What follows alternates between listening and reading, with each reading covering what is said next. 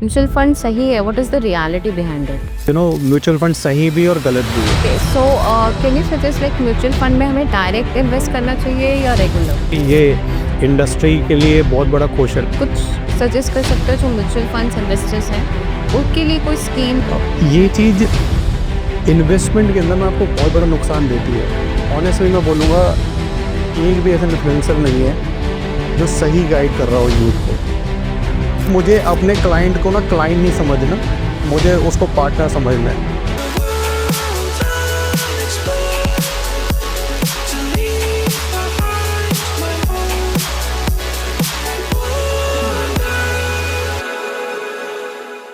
So, hi and welcome back to TWF podcast. My name is Shweta Pandey, your host. So, money को use करना और उसे earn करना हम सभी जानते हैं, लेकिन उस मनी को कैसे इन्वेस्ट करें और उस मनी को कैसे डबल करना चाहिए, उसका डिसीजन लेने के लिए हमारे पास आज है अनुराग Mishra. He has an experience of 15 years as a financial advisor. He also managed the finance of 1,000 plus families, and also he has published one book called Retire Riches. Let's explore about the money and his journey. So we welcome you, sir, on DWF podcast. So thank you Shweta. how are you? I am good.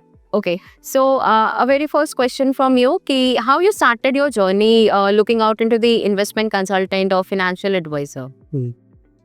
ये जो journey है ये 2016 में start हुई, और उससे पहले 10 साल मैंने बैंकिंग, नॉन बैंकिंग और वेल्थ मैनेजमेंट वर्टिकल मैंने काम किया एज अ एम्प्लॉय।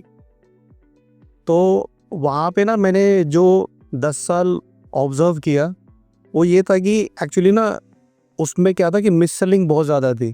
Okay. जितने भी इंस्टीट्यूशंस हैं, दे आर नॉट अंडरस्टैंडिंग कि जो कस्टमर्स की नीड क्या है, ना ही उसके वो गोल समझ रहे हैं, ना वो उसका ऑब्जेक्टिव समझ रहे हैं।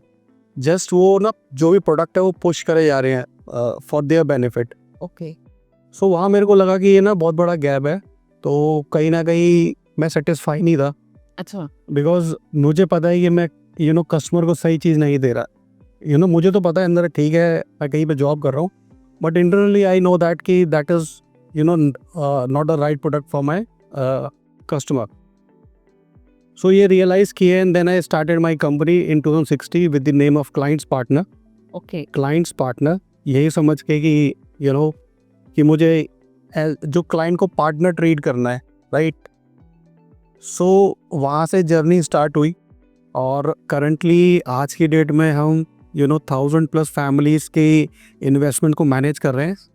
और अगर मैं सबसे अच्छी बात बोलूँ इस जर्नी में क्या हुई है, वो यही है कि आज तक हमने जो भी क्लाइंट्स हमें मिले हैं वो रेफरेंस के थ्रू मिले हैं। नॉट अ सिंगल क्लाइंट हमने कोई कोल्ड कॉलिंग नहीं करी, बिकॉज हम किसी की लाइफ में वैल्यू ऐड करें तो लोग ऑटोमेटिकली हमें रेफ़र करते हैं। और आई थिंक अगर ये वीडियो मेरे क्लाइंट भी देखें तो जो उनको ये पता है कि मेरा नंबर किसी रेफरेंस के थ्रू ही उनको मिला होगा। तो ये मतलब जैसे आपने वो अपनी जर्नी स्टार्ट करी एज अ, मतलब जब आप बैंक में जॉब करते, जैसे हमें भी पता है कि हम लोग HDFC या किसी भी बैंक में देख लो, क्रेडिट कार्ड के लिए लोग कॉल पे कॉल करते रहते हैं, फुल कॉलिंग होती है, तो वो सारी चीज़ें होती हैं। और प्लस जैसे आपने बताया कि आपने स्टार्ट किया कि आपको पता था कि ये मैं सही चीज़ें नहीं सेल कर रहा हूँ मार्केट से, है ना, तो उस चीज़ को आपने देखा एंड उस गैप को एनालाइज करते हो, then you start your own journey. So उस जर्नी को जब आपने स्टार्ट किया या फिर वो फर्स्ट स्टेप किया, तो डिड योर फैमिली सपोर्टेड और समथिंग? यस, विदाउट फैमिली तो देखो बिल्कुल भी कोई चीज़ पॉसिबल नहीं है, बट यहाँ पेरेंट्स ने थोड़ा सा डांटा कि तू गलत कर रहा है। बिकॉज देखो हमारी फैमिली में जितने भी लोग ये फादर हैं या जो भी है, आज तक कोई बिजनेस में नहीं आया था। हर कोई शुरू से जॉब करता आ रहा है, तो दे फील कि job is safe. So I am the first one जिसने इसको ब्रेक करा। ओके. और इनिशियल के 1-2 साल बहुत टफ थे, बिकॉज आपके पास एक फिक्स सैलरी आ रही है, देन ऑटोमेटिकली जब आप अपना काम स्टार्ट करते हो तो देन फाइनेंसेस तो देखो थोड़े से हैम्पर होते हैं। बट समहाउ यस, फैमिली का बहुत सपोर्ट रहा, फादर का भी, मेरी वाइफ का भी, मेरी मदर का, डॉटर्स का, सबका बहुत सपोर्ट रहा। दैट्स व्हाई आई थिंक आज मैं एक थोड़ा सा स्टेबल हो पाया हूँ। So I think it's been now 9 years plus. हाँ, approximately. Approximately you started your business. So like how you decide that name, client partner? Client partner, yes, I have done a lot of brainstorming कि क्या नाम होना चाहिए। तो मेरे को वही था कि मुझे अपने क्लाइंट को ना क्लाइंट नहीं समझना, मुझे उसको पार्टनर समझना है, राइट। बिकॉज जैसे कि फ्रेंडशिप हो गई या हमारी मैरिज हो गई, हस्बैंड वाइफ, तो हम हमेशा अच्छा सोचते हैं। तो क्लाइंट के लिए मुझे अच्छा सोचना है, तो काफ़ी मैंने ब्रेनस्टॉर्मिंग करी, देन आई कंक्लूड कि clients partner the best name. तो इस तरीके से I have decided this name. Okay, so जैसे आजकल हम बहुत सारे पीवी एड्स देखते हैं, बहुत सेलिब्रिटी प्रमोट करते हैं म्यूचुअल फंड्स को, तो what do you think, mutual fund सही है? What is the reality behind it? See according to me mutual fund सही भी और गलत भी है, दोनों है। और इसको आई थिंक मैं आपको एक एग्जांपल के थ्रू अगर समझाऊंगा तो आई थिंक आप ज़्यादा रिलेट कर पाएंगे। फॉर एग्जांपल मेरे को कोई प्रॉब्लम है, राइट, तो मुझे क्या करना चाहिए? मैं डॉक्टर के पास जाऊं, राइट, या फिर मैं सीधा मेडिकल स्टोर जाऊं और एक मेडिसिन लूं और खा लूं? बताइए what is the right way? Doctor के हाँ, सो एक्चुअली क्या होता है, mutual fund is like a medicine, right. आजकल लोग कर क्या रहे हैं, सिंपली गूगल पर लिखा टॉप फंड कौन से हैं और उनकी परफॉर्मेंस देखी और उसके बेसिस पे उन्होंने चूज़ कर लिया। सो म्यूचुअल फंड को अगर हमें म्यूचुअल फंड सही कैसे है कि सबसे पहले हमें अपना गोल पता होना चाहिए कि मेरा ऑब्जेक्टिव क्या है, राइट। मैं ये चाइल्ड एजुकेशन के लिए बाई कर रहा हूँ म्यूचुअल फंड, या मैं अपने रिटायरमेंट के लिए प्लान कर रहा हूँ, या फिर मेरा ड्रीम है कि जब मैं अपना फ्री हो जाऊँगा सारी रिस्पॉन्सिबिलिटी से तो मेरे को वर्ल्ड टूर पे जाना है, उसके लिए मुझे पैसा चाहिए होगा, तो मैं आज से ही उस पैसे को सेफ एक्यूमुलेट कर रहा हूँ, सेव कर रहा हूँ। तो सबसे पहले मुझे अपना ऑब्जेक्टिव पता होना चाहिए। जब आपको ऑब्जेक्टिव पता है उसके बाद आपको चूज़ करना है कि अब कौन सा ऐसा फंड मैं लूँ जो मेरे ऑब्जेक्टिव को फुलफिल कर पाए। बिकॉज आज के डेट में आप देखोगे समवेयर अराउंड 4,000-5,000 स्कीम्स हैं मार्केट के अंदर, तो आप नहीं जज कर सकते कि आपके लिए कौन सा फंड सही रहेगा।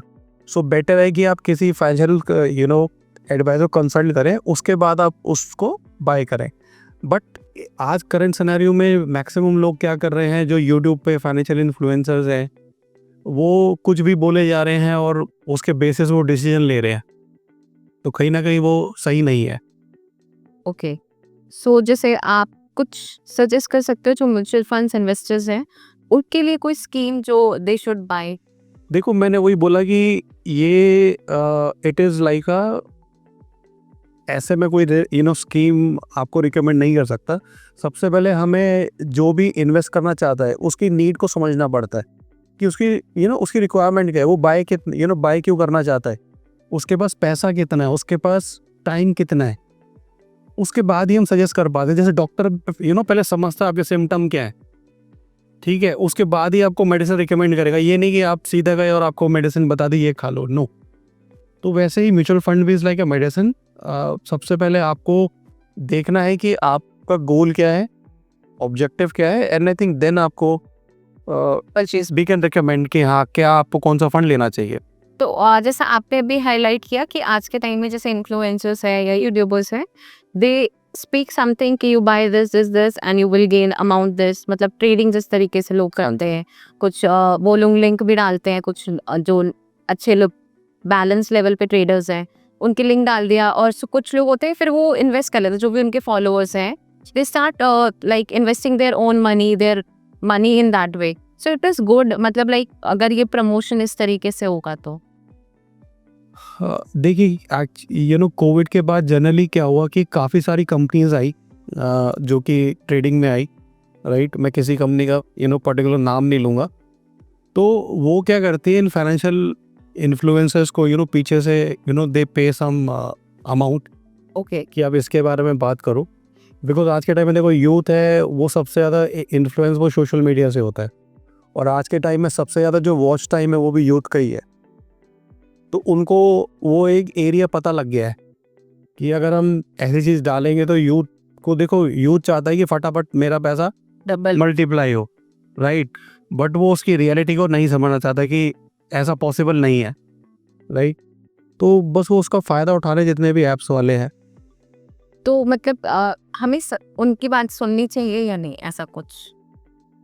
सी मैं तो ऑनेस्ट से रिकमेंड नहीं करूँगा, बिकॉज मेरा इस पॉडकास्ट का पर्पज़ ही ये है कि वो जो चल रहा है उसको हम कैसे रेक्टिफाई कर पाए। जहाँ भी मान लो कोई इन्फ्लुएंसर आपको आके आप कोई भी उसका वीडियो देखो, अगर वो बीच में आके बोल रहा है कि आप लिंक चले जाओ, टेलीग्राम पे चले जाओ, राइट, या फिर आप ये ऐप डाउनलोड कर लो, तो आप समझ जाओगे वो फिर कहीं ना कहीं पेड प्रमोशन कर रहा है और कहीं ना कहीं उसी का बेनिफिट है। और अगर आप पिछले 4-5 साल देखोगे, सबसे ज़्यादा वेल्थ किसने बनाई है? इन कंपनीज जो ट्रेडिंग कर रही हैं, दूसरा फाइनेंशियल इन्फ्लुएंसर ने। बाकी जो रिटेलर है वो तो हमेशा लॉस में ही रहा है। तो मतलब ब्लाइंडली बिलीव नहीं करना चाहिए, बिकॉज फाइनेंशियल इन्फ्लुएंसर आज के डेट में कुछ भी आके बोल रहे हैं एंड उसका कोई लॉजिक है नहीं। Okay, so can you suggest like mutual fund में हमें डायरेक्ट इन्वेस्ट करना चाहिए या रेगुलर? ये देखो, ये ना बहुत बड़ा क्वेश्चन है, राइट। ये हो सकता है आपको लगे नॉर्मल क्वेश्चन है, बट एक्चुअली ये इंडस्ट्री के लिए बहुत बड़ा क्वेश्चन है, रेगुलर वर्सेस डायरेक्ट। देखिए, रेगुलर एक ऐसा फंड होता है कि मतलब जो हमारे जो रेगुलेटर्स हैं वो एक एंड यूज़र को ऑप्शन देते हैं कि या तो आप ये फ़ंड खुद डायरेक्ट भी खरीद सकते हो जाके, या आप किसी फाइनेंशियल एडवाइज़र के थ्रू भी खरीद सकते हो। तो जब आप किसी फ़ंड को फाइनेंशियल एडवाइज़र के थ्रू खरीदते हैं तो उसको रेगुलर बोलते हैं। जब आप डायरेक्टली लेते हैं जाके तो उसको डायरेक्ट फंड बोलते हैं, ठीक है। सो अब होता क्या है कि आज के टाइम में जो मैं पर्सनली आई रिकमेंड कि अगर आपको नॉलेज नहीं है, अगर आपके पास टाइम नहीं है, राइट, और आपके पास एक्सपर्टीज़ नहीं है, आप लेमैन हो, तो आप हमेशा रेगुलर फंड्स के थ्रू जाओ, राइट। अगर आपको नॉलेज है, आपके पास सब कुछ एक्सपर्टीज़ है, देन आई थिंक आपको डायरेक्ट फंड में जाना चाहिए। ओके, सो एक इंडिविजुअल जैसे मैं हूँ, मुझे नॉलेज नहीं है होगा, तो what you suggest like to invest on the Groww app, मतलब शेयर्स खरीदूं, कैसे उस पे डील करना चाहिए? हाँ, तो जैसे कि मैं यंगस्टर्स की बात करूँ, आज के टाइम में मैक्सिमम लोग ऐप्स के थ्रू जा रहे हैं, राइट। सो ये भी एक वैसे ही हो गया कि सपोज करो, जैसे मैंने आपको पहले भी एग्जांपल दिया था डॉक्टर का, ये आपको डिसाइड करना है कि आपको अपनी प्रॉब्लम को सॉल्व करना है या नहीं करना।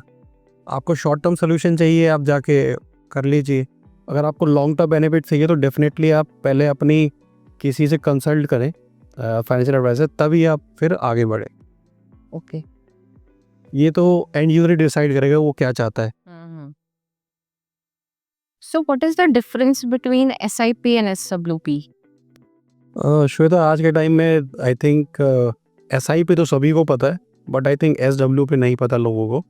सो दोनों एक दूसरे के अपोजिट है, राइट। फॉर एग्जांपल कि आपको आप कुछ मंथली अर्न कर रहे हैं, आपकी मान लो सपोज 1 लाख सैलरी है, राइट, और आप डिसाइड करते हैं कि मैं 20,000 इसको सेव करूँगी, म्यूचुअल फंड में इन्वेस्ट करूँगी। तो जब आप उस पैसे को मंथली डालते हो, ठीक है, तो उसको बोलते हैं SIP, सिस्टमैटिक इन्वेस्टमेंट प्लान। तो सपोज करो आपने वो पैसा डाला 10 ईयर, 15 ईयर्स, 20 ईयर्स के लिए, तो वो एक इकट्ठा एक कॉर्पस बन गया, 2 CR, 3 CR, जो भी। अब आप चाहते हो कि उसी पैसे से अब आपको उसको वापस लेना चाहते हो, राइट, तो उसको बोलते हैं SWP, सिस्टमैटिक विड्रॉल प्लान। तो इसका पर्पज़ ही ये होता है कि पहले आप पैसे को सेव करो, जब आपके पास एक ऐसी स्टेज आ जाएगी, अब आपको वहाँ से ज़रूरत है पैसे की, जब वो उसी पैसे से कॉर्पस से पैसा निकालना स्टार्ट करते हो, तो उसको बोलते हैं सिस्टमैटिक विड्रॉल प्लान। ओके, तो जैसे नॉर्मली भी हम लोग इन्वेस्ट करते हैं एफडीज वगैरह पे, तो हम विड्रॉ करते हैं, तो दैट इज द सेम? हाँ, नहीं, थोड़ा फ़र्क है। बैंक FD में क्या होता है कि आपने दो रेट है। नहीं, इंटरेस्ट रेट का भी फ़र्क होता है, और सिमिलरली फ़र्क होता है कि वहाँ पे पैसा इकट्ठा ही आ जाता है पूरा का पूरा वापस। अगर आपने 5 लाख या 10 लाख की FD करी थी, जैसे ही वो मैच्योर होगी पूरा पैसा आ जाएगा। हाँ। बट आज के टाइम में लोग क्या चाहते हैं कि मेरे को पूरा पैसा नहीं चाहिए, मेरा वो जो पैसा है वो ग्रो भी करता रहे, और मैं उसमें तो कुछ पार्शियली विड्रॉ भी करता रहूँ। तो उस चीज तो ये ऑप्शन हमें म्यूचुअल फंड के अंदर मिलता है, अंडर SWP के अंदर हम इस ऑप्शन को ऑप्ट कर सकते हैं। So do you have any solution for the home loans EMI जो आजकल लोग मोस्टली कंसिडर करते हैं? सी डेफिनेटली अगर मैं आज दिल्ली एनसीआर की बात करूं या पूरे इंडिया की बात करूं या आज कोई भी प्रॉपर्टी परचेज होती है तो उसमें होम लोन का तो होता ही होता है। उसके बिना आप कोई प्रॉपर्टी परचेज ही नहीं कर सकते। मैक्सिमम लोग जो प्रॉपर्टी बाय कर रहे हैं वो होम लोन के ऊपर बाय कर रहे हैं। And yes, I have a solution कि आप उस होम लोन का प्रिंसिपल और इंटरेस्ट कैसे फ्री कर सकते हो। राइट, फॉर एग्जांपल जैसे कि आज मैं अगर मैं होम लोन की बात करूं तो आपने अगर 1 करोड़ का लोन लिया है, राइट, एट द रेट जो इंटरेस्ट रेट चल रहा है अभी वो चल रहा है 8.75 के आसपास, राइट। और नॉर्मली जो ड्यूरेशन रहती है लोन की वो 15 से 20 साल की रहती है, तो मैं 20 साल ले लेता हूँ। तो उसकी जो EMI आएगी जो आपको मंथली देना है 20 साल तक 1 करोड़ के लोन के लिए, वो देना पड़ेगा आपको 90,000 के आसपास। ओके। ठीक है, और टोटल आप कितना पैसा आप दोगे बैंक को, वो दोगे आप अप्रॉक्सीमेटली 2 करोड़ और 12 लाख के आसपास। मतलब डबल हो जाता है, हाँ, ऑलमोस्ट जो भी आपका अमाउंट है। तो आपको मैं एक थंब रूल बता के जा रहा हूँ यहाँ पे जो सबके लिए एप्लीकेबल है। तो आपको क्या करना है कि आपकी जो भी EMI है उसका 30% आपको सिप में डालना है। SIP? हाँ जी, सपोज करो मेरी जो EMI बन रही थी वो बन रही थी 90,000 की, तो उसका 30% हो गया 27,000 रुपये। तो मेरे को वो सेम SIP 27,000 की 20 साल तक चलानी है। ठीक है, क्योंकि जो मार्केट का जो रिटर्न रहा है अप्रॉक्सीमेटली वो 15 to 16% रहा है सिंस इंसेप्शन। बट मैं उसको भी कम लेके चल रहा हूँ 13% के आसपास। मैं आपको बताता हूँ कि वो जो अमाउंट है वो बन जाएगा 2 करोड़ 80 लाख के आसपास। ओके। ठीक है, हाँ। तो आपने लोन लिया था 1 करोड़ का, ठीक है, और सारा जोड़ के प्रिंसिपल इंटरेस्ट 20 साल में आपको बैंक को कितना देना पड़ा? 2 करोड़। 2 करोड़ 12 लाख रुपए। ठीक है, अगर आपने वही SIP क्या है तो 30% की आपने SIP कर ली, 2 लाख ही था। हाँ, एट द रेट ऑफ 13%, तो आपको मिल जाएगा 2 करोड़ 80 लाख के आसपास। तो आपका प्रिंसिपल भी फ्री हो जाएगा, इंटरेस्ट भी फ्री हो जाएगा, प्लस आपके पास 56 लाख एक्स्ट्रा बच जाएंगे। तो आपका घर एक तरीके से फ्री में हो गया। बट ये चीज़ नहीं पता लोगों को आज के डेट में, और बट धीरे धीरे अवेयरनेस आ रही है एंड लोग अब कर रहे हैं इस चीज़ को। ओके। बट जैसे आपने भी बताया कि लेकिन ये 3 इन्वेस्टमेंट हो गई ना इसमें, तो फिर मतलब जैसे 2 CR 12 वाला तो है ही हमारे पास, वो हमें बैंक को इंटरेस्ट के साथ सब चीज़ें देनी है, राइट। फिर SIP तो अलग हो गया ना, अगर हम हर महीने 27,000 और 90,000 ऑलरेडी हम पे कर ही रहे हैं जी, तो वो तो डिफरेंट एक्सपेक्ट है। नहीं वही तो, अगर 90 में से ही हमें 27 SIP निकालना है या फिर 90,000? नहीं अलग से निकालना है। हाँ, वही अलग से हो गया ना। तो अगर मेरी सैलरी मान लो 1 लाख की है, ठीक है, मैंने 90,000 रुपीज अगर उसमें दिए तो बाकी 10,000 मान लो मैंने मैनेज करके उसमें 27 अलग से गए, तो 1,27,000 तो मैं अपनी तो मेरी तो नहीं एक्स्ट्रा ही जा रही है। नहीं, ऐसा नहीं होता, ऐसा नहीं होता। जब भी हम लोन लेते हैं तो लोन मिलता है आपकी इनकम के हिसाब से, हाँ, राइट। वो सिविल कुछ वगैरह से। आज के टाइम में दिल्ली एनसीआर में जितने भी लोग काम कर रहे हैं ऑल ओवर इंडिया, अच्छी MNCs में काम कर रहे हैं, उनका सफिशिएंट पैकेज है, हाँ, राइट। ऐसा नहीं है कि वो बिल्कुल हैंड टू माउथ है, कि ऐसा तो पॉसिबल है ही नहीं। हाँ, वो पॉसिबल है, प्लस वो लोन भी नहीं लेगा ना फिर उससे। तो अगर आप चाहते हो आपको अपना होम लोन और इंटरेस्ट फ्री करना है तो आपको एडिशनल 30% का थंब रूल की आपको, अगर आप SIP करो तो सेम ड्यूरेशन के लिए, तो आपका दोनों चीज़ें फ्री हो जाएंगे, होम लोन भी और इंटरेस्ट भी, प्रिंसिपल प्लस इंटरेस्ट। ओके। सो आपके हिसाब से 2020 से 24 के बीच में सबसे ज्यादा फाइनेंशियल जो आप कह सकते हो धोखाधड़ी हुई तो वो क्या थी? देखिए आज के टाइम में ना जो मुझे लगता है फाइनेंशियल स्कैम तो देखो शुरू से होते आ रहे हैं, हाँ। राइट। ऐसा नहीं है कि आज नहीं हो रहे, पहले भी होते थे। बट आज के टाइम में जब से सोशल मीडिया आया है आफ्टर जियो, राइट, तो ये जो प्रॉब्लम है ना बढ़ती जा रही है। ओके। ठीक है, पहले गांव में ना डाकू आते थे चोरी करने के लिए, बट आज सब चीज़ ऑनलाइन हो रही है, राइट। आप किसी के घर जाके आपको चोरी करने की ज़रूरत नहीं है। तो financial scam day by day बढ़ते जा रहे हैं। इसका रीज़न क्या है कि बिकॉज जो स्कैमर्स हैं उनको कमी पता लग गई है कि जो हमारा रिटेल इन्वेस्टर है वो लालची है, राइट। आप उसको सपना दिखा दो कि आपका पैसा डबल हो जाएगा। आपने देखा होगा पिछले 4-5 साल में बहुत सारी गेमिंग ऐप आ गई कि 50 रुपये लगाओ, 100 रुपये लगाओ, आप करोड़पति बन जाओगे। वैसे ही बहुत सारी ट्रेडिंग ऐप आ गई कि आप ट्रेडिंग करो, शेयर खरीदो, ठीक है, आप ट्रेडिंग करो।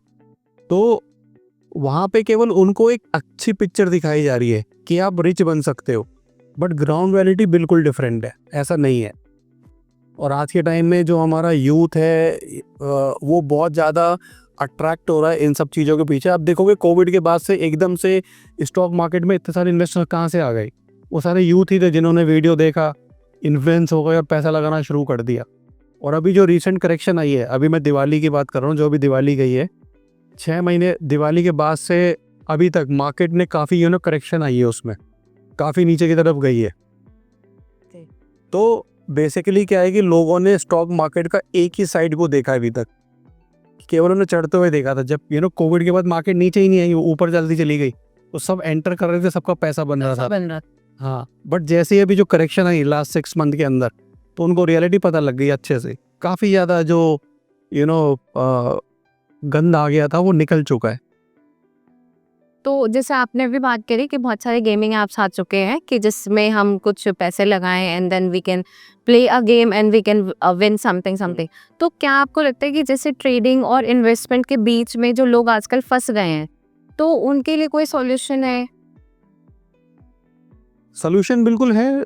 सोल्यूशन मैंने वही बोला कि हमें देखो, आज के टाइम में सबसे बड़ी प्रॉब्लम वो ये है कि हम कंसल्ट या किसी से एडवाइस नहीं लेना चाहते, राइट। अगर हमें कोई भी सही सोल्यूशन चाहिए, तो हमें मान लो मैं फिट नहीं हूँ, तो मेरे को डॉक्टर को कंसल्ट करना है, राइट। मुझे अपनी बॉडी बनाना, तो मुझे जिम ट्रेनर को करना है। मुझे योगा करनी है, तो मुझे योगा ट्रेनर के पास जाना है, ठीक है। मैं ऑनलाइन योगा 2 दिन कर लूँगा, बट मैं रेगुलर नहीं कर पाऊँगा। तो वैसे ही बस सबसे बड़ा जो इम्पोर्टेंट चीज़ मैसेज मेरा यही है लोगों को, कि जो भी एक्सपर्ट है उसको कंसल्ट या उसकी एडवाइस ज़रूर लें, राइट। फ्री की ना लें, पेड एडवाइस ज़रूर लें। तो जैसा कि अभी हम लोग बात कर रहे थे इन्फ्लुएंसर के ऊपर, गेमिंग ऐप्स के ऊपर, तो ऐसे बहुत से बच्चे हैं, स्पेशली मैं बोलूँगी यूथ जनरेशन है, जो कि इन्फ्लुएंस होके इन्फ्लुएंसर से अपने पैसे, अपनी चीज़ें इन्वेस्ट कर देते हैं वहाँ पर। जो भी वो अर्न कर रहे हैं वो चीज़ें उस पे लगा देते हैं, एंड अनलेस अगर आप ये सब चीज़ें उस पे लगा रहे हो, तो आपके पास अपना खुद इनकम नहीं है, क्योंकि आपने सारी चीज़ें इन्वेस्ट कर दी इन्फ्लुएंसर से इन्फ्लुएंस। तो उस चीज़ को कैसे कंट्रोल करा जाए? क्योंकि माँ-बाप भी कहीं न कहीं उस चीज़ में परेशान होते हैं। क्योंकि रिसेंटली हमने एक गेमिंग ऐप देखा जो मोस्टली बॉयज़ एंड गर्ल्स हमेशा रोज़ रात में खेलते हैं, वो एक ऐसा ऐप है। उसके थ्रू भी काफ़ी केसेज़ आए मीडिया में कि एक बच्चे ने अपनी मॉम-डैड को, even he killed that parents also for due to that app only. तो ऐसे बहुत सारे केसेज़ आए हैं। तो उस चीज़ में क्या मतलब आप यूथ को क्या एडवाइस देना चाहोगे? बेसिकली वो बहुत इम्पोर्टेंट है। देखिए, इस समय की जो मैं इस समय करंट सिचुएशन की बात करूं, जो आपने क्वेश्चन पूछा यूथ को लेके, आज के टाइम में ना आप किसी को समझा नहीं सकते। ये एक बहुत बड़ी प्रॉब्लम बनती जा रही है। उसको जो करना है वो करके ही मानेगा, उसके बाद वाले ही वो रियलाइज़ करे कि मैंने सही या गलत किया। बट पहले मैंने क्योंकि मेरे भी काफ़ी सारे क्लाइंट्स हैं, मैं देखता हूँ, मैंने कई चीज़ें सजेस्ट करता हूँ कि ये मत करो, बट वो नहीं मानते, वो करते हैं, राइट। और बाद में जाके उनको लगता है कि यार अनुराग ठीक कह रहा था। तो आज के टाइम में बेटर है कि एक बार तो उसे गलती करने दो, जो भी यूथ कर रहा है, right. Second time I think उसको समझाने की ज़रूरत है। अगर वो नहीं समझ रहा, तो आज के टाइम में ये मैंने देखा है, आप किसी को समझा नहीं सकते। जिसको जो करना है वो करके मानेगा ही। और व्हाट इफ वो सेकंड पॉइंट टाइम ही ना आए? हाँ, सेकंड टाइम ही ना आए वो उसका लक है, वो उसकी किस्मत है। मैंने ये देखा आज के टाइम में, अभी मैं आपसे एक फरीदाबाद के एक बिल्डर की बात करना चाहूँगा आपसे। अभी फरीदाबाद में रफली करके एक 500 करोड़ का रियल एस्टेट का स्कैम हुआ है, जिसमें उनको ये बोला गया है कि आपको 2 साल अभी आप यहाँ पे इन्वेस्ट कर दो 15 से 20 लाख रुपए, और 2 साल के बाद या तो आप अपना पैसा वापस लेना बायबैक, प्लस 12% रिटर्न मिलेगा आपको। दूसरा, अगर इनकेस हम आपको प्लॉट नहीं दे पाए, ठीक है, तो हम आपका जो पैसा है वो वापस कर देंगे। अच्छा। ठीक है। तो मेरे पास उस समय काफ़ी इन्वेस्टर्स का फ़ोन आया, सबको मैंने समझाया भी, मैंने कहा इन सब चीज़ों में मत पड़ो, आगे प्रॉब्लम हो सकती है आप। तो ठीक है, मेरे को लगा उन्होंने मेरी बात मान ली होगी, तो मैं भी चुप बैठ गया। बट फिर 2 साल बाद दोबारा कॉल आया मेरे पास क्लाइंट का कि यार अनुराग, वहाँ पे ना ऐसी-ऐसी प्रॉब्लम आ रही है। तो मैं शॉक्ड हो गया, मैंने कहा मैं तो आपको मना किया था। कह रहा नहीं यार, मैंने तो वहाँ इन्वेस्ट कर दिया था। तो मेरे को भी फिर कहीं न कहीं यार रियलाइज़ हो कि लोग समझना नहीं चाहते आज की डेट में। बिकॉज़ क्या होता है, जो लालच है ना, उससे कंट्रोल करना वो हमें खुद आना चाहिए। अगर हम कंट्रोल नहीं कर पा रहे तो कोई आपकी हेल्प नहीं कर सकता, राइट? सबको पता है कि मॉर्निंग वॉक जाने पे हम फिट रहते हैं, बट कितने लोग जाते हैं सुबह उठ के? तो सही गलत सबको पता है, बट जो ग्रीड है उस पे कंट्रोल करना बहुत इंपॉर्टेंट है। एक और अभी इंसिडेंट हुआ, बहुत लेटेस्ट है, ये तो 1-2 महीने पुराना ही है। तो हम ऐसे ही ऑफिस में बैठे हुए थे, तो हमारे एक फ्रेंड के फ्रेंड ने किसी को इनवाइट किया कि कुछ फॉरेक्स ट्रेडिंग में इन्वेस्टमेंट करने के लिए। तो उन्होंने हमारे ऑफिस में आए, हम 10-15 लोग बैठे हुए थे, मैं और मेरा स्टाफ फ्रेंड सब बैठे हुए थे। तो हमें समझा रहे थे फॉरेक्स ट्रेडिंग के बारे में कि ऐसा करेंगे, ऐसा करेंगे, और मंथली का जो हम रिटर्न जनरेट कर रहे हैं वो 8% के आसपास है। ओके। ठीक है, अब साल का कितना हो गया, ठीक है ना? तो मेरे को डाउट लगा, मैंने कहा ऐसा तो पॉसिबल है ही नहीं, इतना जनरेट करना रिटर्न। तो समहाउ मैंने तो उनको मना कर दिया कि नहीं देखो, मैं तो इसमें इन्वेस्ट नहीं करूँगा। बट जो मेरे फ्रेंड सर्कल है, दोस्त हैं, उन्होंने उसमें पैसा इन्वेस्ट कर दिया, और मैंने उन्हें मना भी किया था कि आप लोग भी इन्वेस्ट मत करो। बट उन्होंने मेरी बात नहीं मानी, and they very close friend, daily हम उठना बैठना है, खाना पीना साथ में, still they don't agree, because उनकी थोड़ा ग्रीड ज़्यादा थी। और अभी लास्ट मंथ से ही जो उनको पैसा आना था वो आना बंद हो गया। तो नाउ दे आर कि अनुराग यार वो पैसा नहीं आ रहा। मैं तो पहले ही बोला था कि जो चीज़ प्रैक्टिकल नहीं है, महीने का 7-8% रिटर्न निकालना, तो वो तो पॉसिबल नहीं है। और वो कंपनी क्या थी, दुबई बेस्ड कंपनी थी, राइट? तो यहाँ से आप पैसा वहाँ लेके जा रहे हो। अगेन जो हमारा रेगुलेटर है, RBI, वो इन सब चीज़ों को अलाउ नहीं करता। तो बेसिकली हो क्या रहा है आज के टाइम में, यूथ को फैंसी वर्ड्स यूज़ करके बेवकूफ़ बना रहे हैं, जैसे कि फॉरेक्स ट्रेडिंग, क्रिप्टो करेंसी, ठीक है, अलग अलग कॉइन आते जा रहे हैं। कोई ये सोच के राज़ी नहीं हो रहा कि वो पैसा जा कहाँ रहा है। बस मैं ये कॉइन खरीद लेता हूँ, और उसके बाद उसको ये नहीं पता कि वो पैसा जा कहाँ पे रहा है।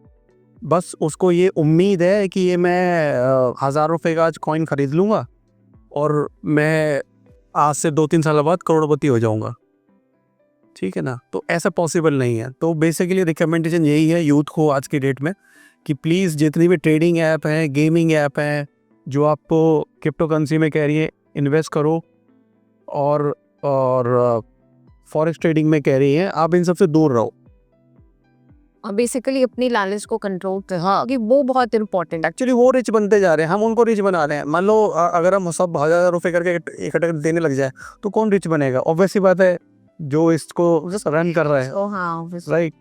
और लोग सोचते हैं चल ठीक है 1000 रुपये तो गए हैं, बट वो 1000 रुपये नंबर्स में, जो गेमिंग ऐप्स की पावर क्या है, उनकी पावर ये नहीं है कि एक बंदा करोड़ रुपए लगा दे, उनकी पावर है कि एक बंदा 50 रुपये लगाए। अगर इंडिया में लोगों 50 करोड़ लोगों ने भी लगा दी, इतनी ज़्यादा पॉपुलेशन है, तो अब यू कैन इमेजिन क्या अमाउंट कहाँ पहुँच जाएगा। इसलिए वो सेलिब्रिटीज़ को पैसा देते हैं कि आप ऐड करो, खुद तो क्रिकेट खेल रहे हैं, बट यूथ को कह रहे हैं कि आप यहाँ पे खेलो, ऐप पे खेलो। तो आई थिंक इन सब चीज़ों से दूर रहना बहुत इंपॉर्टेंट है। बाकी आप किसी को समझा नहीं सकते, ये क्रक्स है, वो करेगा तो करेगा ही। ठीक है। For you what is financial freedom? According to me financial freedom आज के टाइम में ना, देखो, एक पैदा होते बच्चा भी ना फाइनेंशियल फ्रीडम चाहता है। वो चाहता है कि मेरे को काम ना करना पड़े और मेरे पास पैसे आने लग जाए, राइट? यहाँ किसकी अभी रिसेंटली जॉब भी लगी है, 25 साल या 26 साल की उसकी किसी की जॉब लगी है, वो चाहता है कि यार मैं 45 में रिटायर हो जाऊँ, मैं इतना पैसा जोड़ लूँ 15 से 20 साल के अंदर कि मैं काम नहीं करना चाहता, मेरे को घूमना है, फिरना है, इंजॉय करना है। तो आज फाइनेंशियल फ्रीडम हर कोई चाहता है, बट किसी को ये नहीं पता कि एक्चुअल में फाइनेंशियल फ्रीडम है क्या, राइट? तो अगर मैं आपसे एक सवाल पूछूं कि फाइनेंशियल फ्रीडम आपके लिए क्या है, तो थोड़ा सा आप अगर बता पाएँ तो। हाँ, मतलब मैं हर चीज़ खुद ही खरीद लूँ बिना विदाउट कितना पैसा होना चाहिए आपको फाइनेंशियल फ्रीडम अचीव करने के लिए? अच्छा, मतलब ऐसा कोई सोचा नहीं, round figure it's something crore में होना चाहिए। हाँ जी, तो आज के टाइम में क्या होता है कि हर कोई ये सोचता है कि अगर मेरे पास 5 करोड़ होंगे, 10 करोड़ होंगे, 100 करोड़ होंगे, तो मैं फाइनेंशियल फ्रीडम को अचीव कर पाऊँगा, राइट? बट ऐसा नहीं है। फाइनेंशियल फ्रीडम अचीव करना बहुत आसान है। According to me financial freedom ये है कि सपोज़ करो आप अपने मंथली के खर्चे लिख लो, जो भी आपके मंथली खर्चे हैं, ठीक है? मैं रेंट पे कर रही हूँ, या मेरे जो घर में खाना पीने का सामान आ रहा है, या मैं जो एक्सेसरीज़ बाय कर रही हूँ, आपको डेली जो आपके ऐसे खर्चे जिनको आप रोक नहीं सकते, जो मैंडेटरी है, जाने ही जाने हैं, वो लोगों के कितने होते हैं? अगर आप ढंग से कर रहे हो तो मुश्किल से 20 से 25,000 रुपये। हमने फालतू के खर्चे पाल रखे, मैं उसकी बात नहीं कर रहा कि मैं घूम रहा हूँ, मैं कहीं पे रेस्टोरेंट में जाके पैसा उड़ा रहा हूँ, मैं उसकी बात नहीं कर रहा। जो मेरे को बेसिक खर्चे हैं, इलेक्ट्रिसिटी बिल मेरा बेसिक है, मेरा टेलीफोन का बिल बेसिक है जो मुझे देना है, राइट? मुझे घर के लिए राशन लेके आना है, ग्रॉसरी, वो मेरा बेसिक है। मुझे सब्जी लानी है, वो मेरे बेसिक है। वो आप किसी भी इंसान को उठा के देखोगे आज के डेट में, तो वो होते हैं 15 से 20,000 रुपये, 25,000 रुपये, 50,000 रुपये। तो अगर आप उस जो आपके खर्चे हैं उसके पैरेलल अगर आपने कोई भी ऐसी इनकम जनरेट कर ली है, कहीं से आपको 25,000 रेगुलर आ रहे हैं, जैसे कि आपने कोई प्रॉपर्टी खरीदी थी, वहाँ से आपको रेंटल आने लग गया, ठीक है? तो आप फाइनेंशियली फ्री है, ठीक है? सिमिलरली आपने एक कॉर्पस इकट्ठा कर लिया म्यूचुअल फंड का, और वहाँ से आप 25,000 की SWP कर रहे हैं, तो आप फाइनेंशियली फ्री हैं। तो बेसिकली ये है मेरे लिए फाइनेंशियल फ्रीडम की डेफिनेशन। लोगों ने इसको बहुत गलत बना दिया है कि अगर आपके पास 100 करोड़ होंगे, दोस्तों, तब आप फाइनेंशियल फ्री होगे। क्या मुकेश अंबानी फ्री है? नहीं है, इतना पैसा स्टिल ही इज़ वर्किंग। तो वो कभी नहीं मिल सकती आपको फाइनेंशियल फ्रीडम।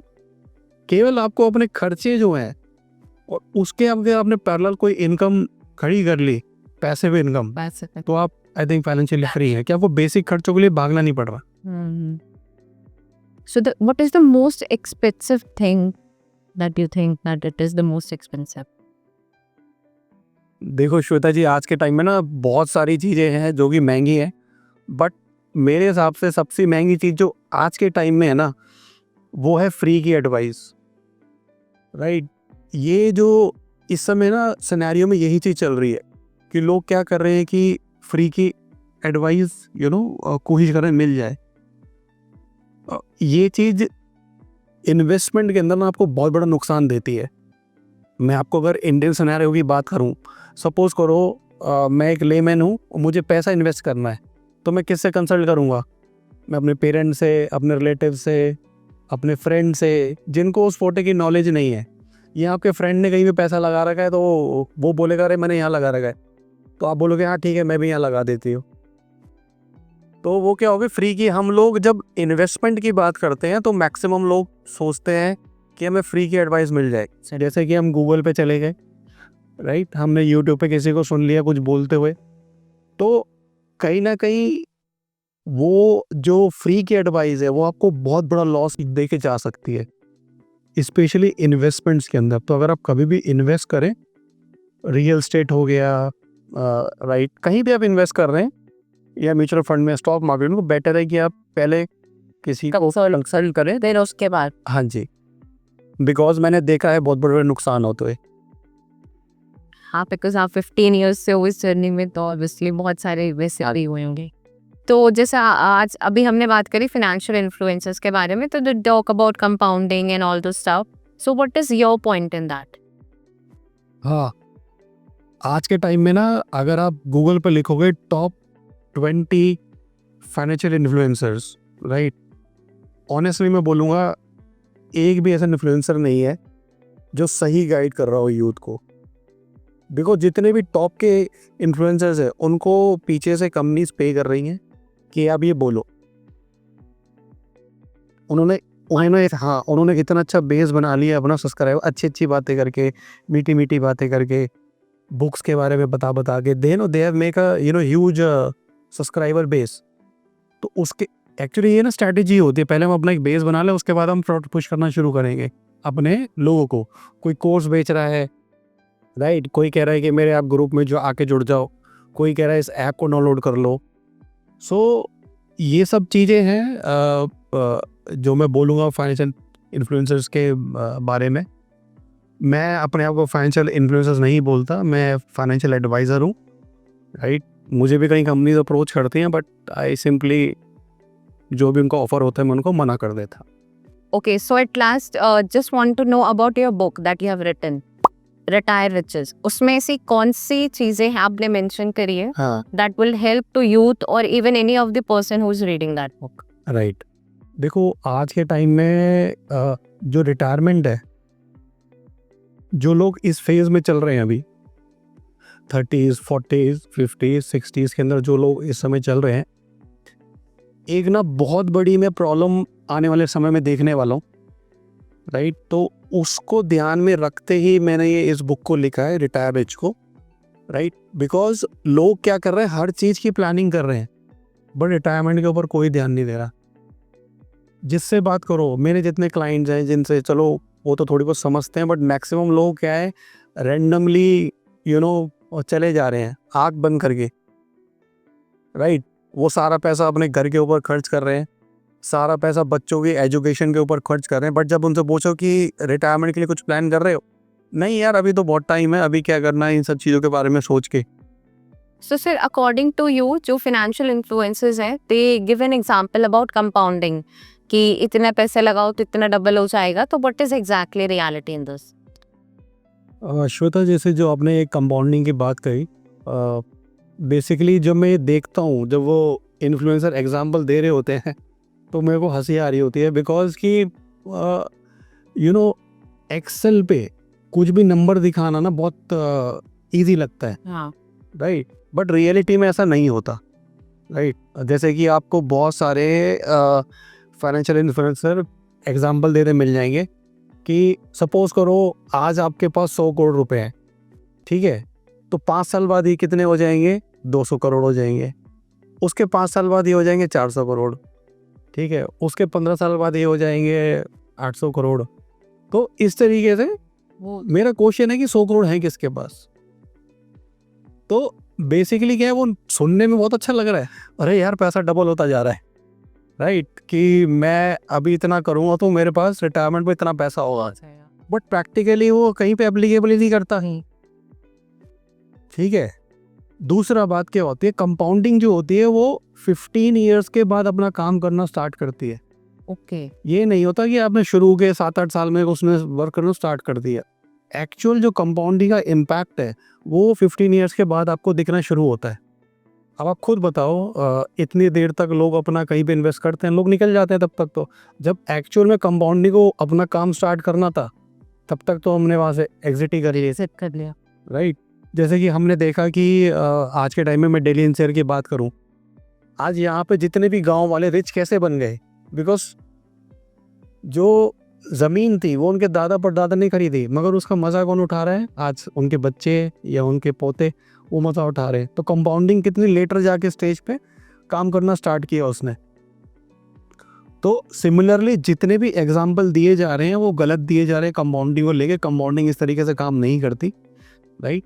हाँ, ये जो यूट्यूबर्स हैं, इन्फ्लुएंसर, वो एक्सेल पे बना के एग्जाम्पल दे के वो बहुत सुनने में बहुत अच्छी लगती है, बट प्रैक्टिकली वो कहीं भी एग्जिस्ट नहीं करती, हाँ, एप्लीकेबल नहीं होता वो।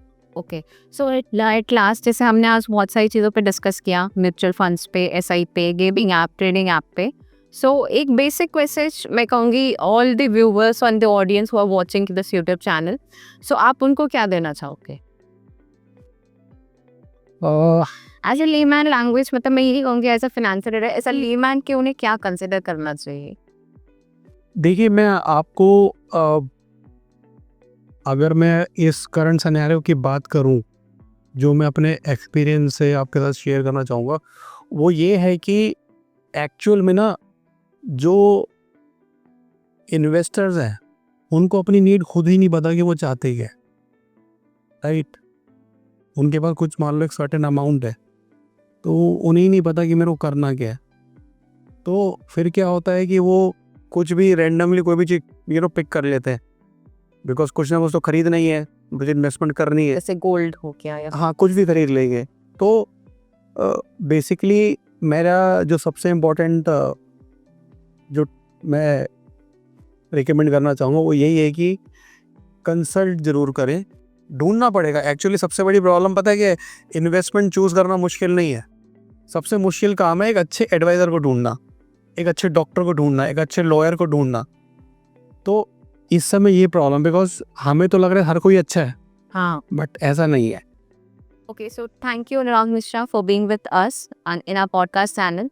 So today we talk about a lot of things like mutual fund, SIP, SWP. आपने काफ़ी चीज़ें बताई कि लोगों के बारे में, यूथ के बारे में लाइक हमने मैसेज दिया.